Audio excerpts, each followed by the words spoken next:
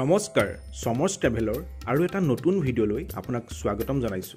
অসমৰ পৰা প্ৰায় ২৭০০ কিলোমিটাৰ দূৰত্বত শিখ সম্প্ৰদায়ৰ লোকসকলৰ এনে এবিধ বিশেষ ধৰ্মস্থল অৱস্থিত যিসকল শিখসকলৰ বাবে মহত্বপূৰ্ণ নহয়, আন ধৰ্মৰ লোকসকলৰ বাবেও ই এক প্ৰমুখ পৰ্যটনস্থলী।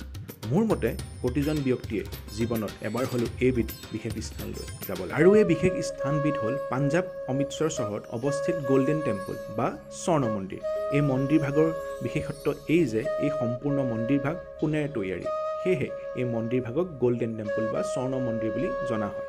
সাধাৰণতে এই মন্দিৰ ভাগক গোল্ডেন টেম্পল বুলি কোৱা হয় যদিও মন্দিৰ ভাগক আনুষ্ঠানিক বা অফিচিয়েলভাৱে শ্ৰী হৰমন্দিৰ চাহিব বুলিও জনা যায়। অসমৰ পৰা যদি গোল্ডেন টেম্পল আহিব হয় তেন্তে আপুনি অসমৰ তিনিচুকীয়াৰ পৰা গুৱাহাটী হৈ অমৃতসৰৰ বাবে ডিব্ৰুগড় অমৃতসৰ এক্সপ্ৰেছত আহিব পাৰে, নহ'লে অসমৰ পৰা প্ৰথমে দিল্লী ট্ৰেইনেৰে আৰু দিল্লীৰ পৰা ৪৭০ কিলোমিটাৰ দূৰত্বত থকা অমৃতসৰ চহৰ আহিব লাগিব ট্ৰেইনেৰে বা বাছেৰে। যদি অসমৰ পৰা ডাইৰেক্ট ট্ৰেইনেৰে অমৃতসৰ আহে তেন্তে ফেয়াৰসমূহ এনেধৰণৰ: শ্লিপাৰ ক্লাছত ৮০০ টকাৰ পৰা ৯১০ টকা ল'ব, থাৰ্ড AC ইকনমিক ক্লাছত ২২৯০ টকাৰ পৰা ২০৫০ টকা ল'ব, থাৰ্ড AC ক্লাছত ২৩৮০ টকাৰ পৰা ২১৫০ টকা ল'ব, ছেকেণ্ড AC ক্লাছত ৩৪৯০ টকাৰ পৰা ৩১৪০ টকা ল'ব, আৰু যদি ফাৰ্ষ্ট ক্লাছত আহে তেন্তে ৬০০০ টকাৰ পৰা ৫৩৬০ টকা ল'ব পাৰে।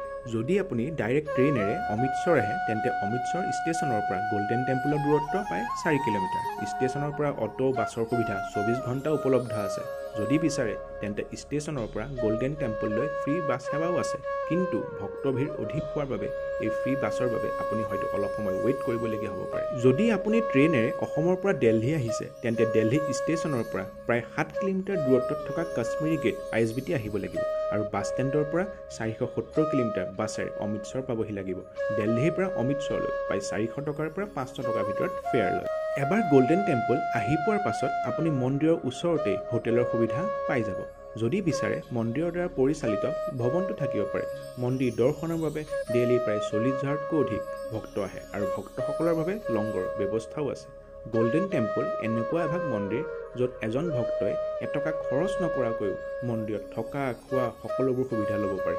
ভাৰতত হয়তো এনেকুৱা বহুত কম ঠাই পাব য'ত ইমানবোৰ সুবিধা বিনামূলীয়াভাৱে ভক্তৰ বাবে উপলব্ধ আছে। গুৰুদ্বাৰাৰ চৌহদত প্ৰৱেশ কৰাৰ আগতে প্ৰতিজন ভক্তই নিজৰ মূৰ ঢাকিহে প্ৰৱেশ কৰিব পাৰিব। মূৰ ঢাকিবৰ কাৰণে আপুনি কাপোৰ চৌহদৰ বাহিৰতে বিনামূলীয়াভাৱে পাই যাব, নহ'লে আপুনি নিজৰ লগত ৰুমাল বা তেনেধৰণৰ কাপোৰ লৈও আহিব পাৰে মূৰ ঢাকিবৰ কাৰণে। গোল্ডেন টেম্পলত থকা সময়খিনি এজন ভক্তৰ বাবে কেতিয়াও পাহৰিব নোৱাৰা এক অভিজ্ঞতা। আপুনি যেতিয়া গোল্ডেন টেম্পলৰ দৰ্শনৰ বাবে আহিব তেতিয়া এই কথা নিজে উপলব্ধি কৰিব। প্ৰতিজন ভক্তই লাগিলে তেওঁ শিখ হওক বা নহওক জীৱনত এবাৰ হ'লেও এই পবিত্ৰ গুৰুদ্বাৰ ভাগলৈ আহিব লাগে। অমৃতসৰ চহৰখন অকল গোল্ডেন টেম্পলৰ বাবেই বিখ্যাত নহয়, ইয়াত বহুতো বেলেগ মন্দিৰ, হিষ্টৰিকেল ছাইট আৰু গুৰুদ্বাৰ আছে। আৰু গোল্ডেন টেম্পলৰ পাছত যদি কিবা বিখ্যাত স্থান আছে সেয়া হৈছে জালিয়ানৱালা-বাগ। গোল্ডেন টেম্পলৰ পৰা ঠিক ৫০০ মিটাৰ ওচৰতেই জালিয়ানৱালা-বাগ উপস্থিত। জালিয়ানৱালা-বাগ ভাৰতীয়সকলৰ বাবে অতিকৈ গুৰুত্বপূৰ্ণ স্থান, কাৰণ ১৯১৯ চনৰ ১৩ এপ্ৰিলত এই স্থানতে ব্ৰিটিছ সৈন্যই শান্তিপূৰ্ণভাৱে অনুষ্ঠিত এখন সভাত অহা মানুহৰ ভিৰৰ ওপৰত গুলীচালনা কৰিছিল, য'ত কেইবাশ লোকৰ মৃত্যু হৈছিল আৰু বহুত লোক আহত হৈছিল।